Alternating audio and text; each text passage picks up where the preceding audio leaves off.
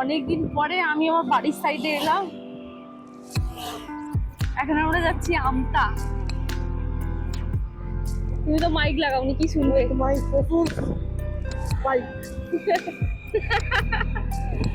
বাপির অনেক পুরানো বাইক। দৌড়াচ্ছে, মারাত্মক দৌড়াচ্ছে, হাসিতে চলছে। তুমি মাইক, ওই জন্য বলেছিলাম মাইক লাগিয়ে না, শুনতে পাওয়া যাবে। এদিকে প্রচুর রোদ। হ্যাঁ, সব পাওয়া যায়। মানিকপীর হয়ে তারপরে যাব। জাস্ট 7 মাইল বাদটা ক্রস করলাম।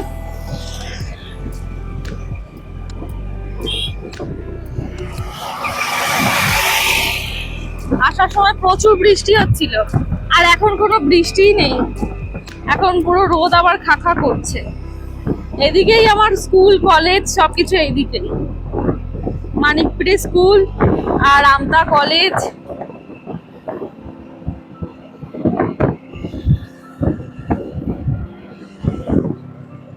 ওহ, দারুণ লাগছে কিন্তু রাস্তাটা যা সুন্দর আসছে না,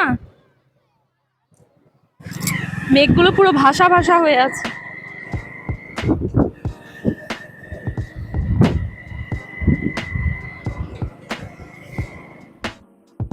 এই সাইডেই পড়বে আমি যে স্কুলে পড়াশোনা করেছি, নয়াচক যদুনাথ হাই স্কুল। একদম রোড থেকেই দেখা যায়। যাওয়ার সময় আমি 5 আমার to বরকে দেখাচ্ছিলাম। 12 এখানে পড়াশোনা করেছি।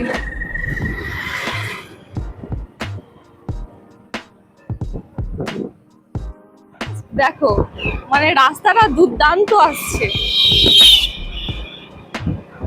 মানিকপীর ছাড়িয়ে আমরা চলে এসেছি। অনেকদিন পরে আমি এদিকে আসছি। ওফ, মারাত্মক লাগছে।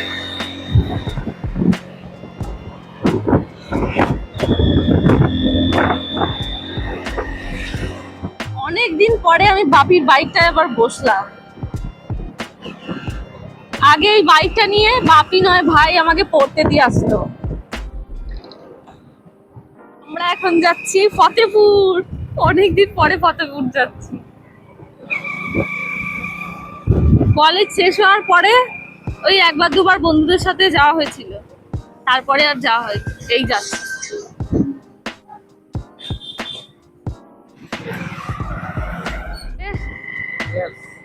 ভালো লাগছে পরিবেশটা। বলো।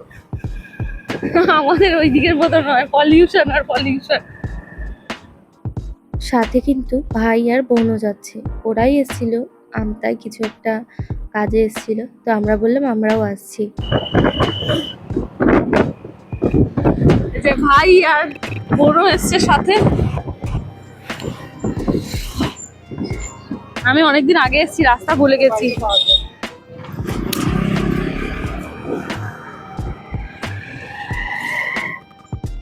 কিরে ভাই, তুই কতবার এসেছিস ফতেপুর?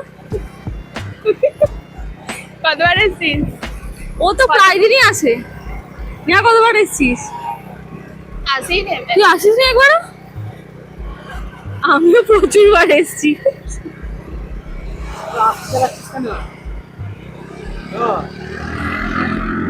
তুমি আর নেহা তাহলে প্রথমবার আসছো। এসেছি প্রায় ফতেপুর, আর একটু গেলেই আসতাম। আগে ভাই আর বোন যাচ্ছে, পেছনে আমরা দুজন। বাপির বাইকটা সাথে, বাপির বাইক। বাবা এই রাস্তাটা অনেক ভালো করে দিয়েছে।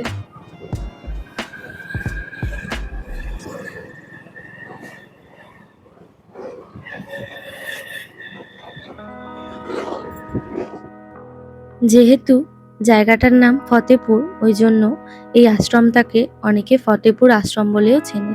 মানে বেশিরভাগ লোক তাই জানে যে এটা ফতেপুর আশ্রম, কিন্তু এটার আসল নাম হচ্ছে উদং কালীতলা আশ্রম। আর এখানে সময়সীমা লেখাই আছে, তবুও আমি একবার বলে দিই। সকালবেলা 6টা থেকে ঠিক 12:30 অবধি খোলা থাকে, আর বিকালবেলা 4টে থেকে ঠিক 7:30 অবধি খোলা থাকে। যদি কারোর এই জায়গাটা দেখার ইচ্ছা হয়, এই সময়ের মধ্যে চলে আসবে। এই জায়গাটা কিন্তু খুবই সুন্দর। সরস্বতী পুজোর সময় একবার এসেছিলাম, তখন খুব জমজমাট ছিল। আর এমনি অনেক সময় বন্ধুদের সঙ্গে ঘুরতে এসেছি, তখন তো অকেশন ছাড়া এসেছিলাম। তো শান্তশিষ্ট খুব ভালো জায়গা, নিরিবিলি জায়গা। আর এখানে চারিদিকে কিন্তু মন্দির আছে, যেমন শিব মন্দির, কালী মন্দির, রাধাকৃষ্ণের মন্দির, আর অনেক গাছপালা আছে। বেশ ভালোই লাগবে, প্রাকৃতিক পরিবেশটাও খুব সুন্দর। আমি তো এখানে অনেকবার এসেছি আমার বান্ধবীদের সাথে, আর বিশেষ করে রিশার সাথে অনেকবার এসেছি। এই জায়গাটা বসার জন্য করা আছে।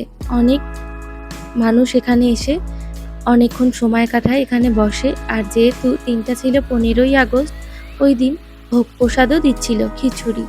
তো চারিদিকটা ঘুরে ঘুরে দেখছিলাম, অনেক কিছু চেঞ্জও হয়ে গেছে, কারণ অনেক দিন তো আসা হয়নি এইদিকে। কিন্তু জায়গাটা খুবই ভালো। কে কে এসেছো ফতেপুর আশ্রমে অবশ্যই কমেন্ট করে জানাবে।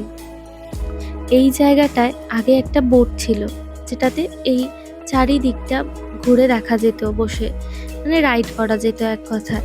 তো একটা লোক থাকতো, তিনি সব জায়গায় মানে এই পুরো জায়গাটা ঘুরিয়ে দেখাতেন। তো এখন আর দেখতে পেলাম না, ঠিক জানিও না বোটটা আদৌ আর থাকে কিনা। কিন্তু নৌকা আছে, এই পার ওই পার করা যায়, ওই সাইডে গেলেই নৌকা দেখা যাবে। আর জায়গাটা কিন্তু খুবই সুন্দর। আর আমরা যেহেতু বেশি টাইম নিয়ে আসিনি, তো চারিদিকটা খুবই তাড়াতাড়ি করে ঘুরে এবার বেরিয়ে যাব। সাথে বোন আর ভাইও ছিল। আর অনেকদিন পরে এই জায়গাটায় এলাম, খুবই ভালো লাগছে। আমি বাড়িও অনেকদিন পরেই গেলাম। তো বাড়ি গিয়েই ওখানে লাঞ্চ করে বেরিয়ে পড়েছিলাম ঘুরতে, কারণ আমার ঘুরতে খুবই ভালো লাগে। আর কলেজের সময় এই জায়গাটা আসতাম, এখন আর আসা হয় না।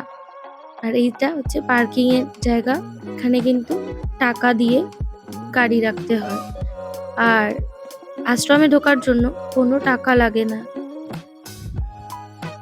তো আমরা তাড়াতাড়ি করে ঘুরে নিলাম, তারপরে বাইক আর স্কুটি নিয়ে আবার বাড়ির উদ্দেশ্যে রওনা হলাম। অবশ্যই এই জায়গাটা আসবে, ঘুরে দেখবে, খুব ভালো লাগবে। আর পরিবেশটা তো খুবই সুন্দর। দেখা হবে অন্য একটা ব্লগে। টাটা।